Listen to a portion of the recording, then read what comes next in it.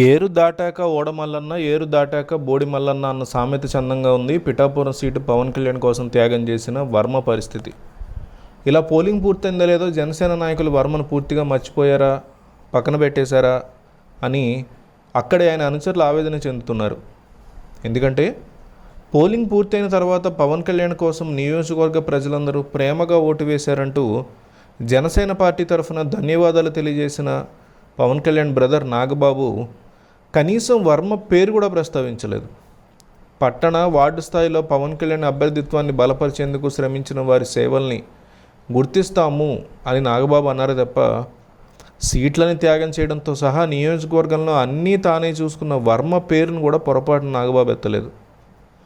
పిఠాపురం నియోజకవర్గం నుంచి గత ఎన్నికల్లో తెలుగుదేశం పార్టీ తరఫున వర్మ పోటీ చేశారు. ఎన్నికల టికెట్ దనకే అని చంద్రబాబు హామీ ఎప్పటి నుంచో ఉండడంతో ఈ 5 ఏళ్లు నియోజకవర్గాన్ని వీడిపోకుండా చాలా కష్టపడుతూ వచ్చారు.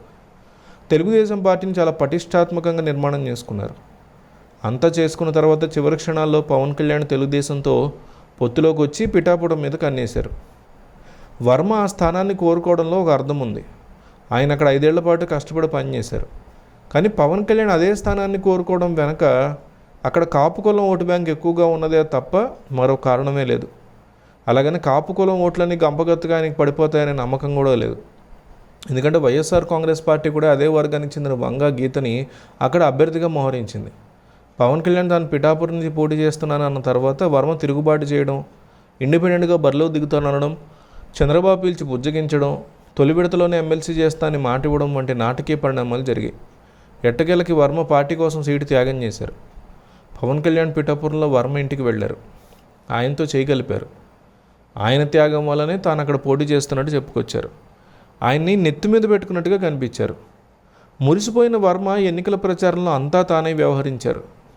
మధ్యలో జనసేన పవన్ కళ్యాణ్ రాష్ట్ర వ్యాప్తంగా ప్రచారానికి తిరుగుతూ ఉంటే నియోజకవర్గ వ్యవహారాలని వర్మ చూసుకున్నారు.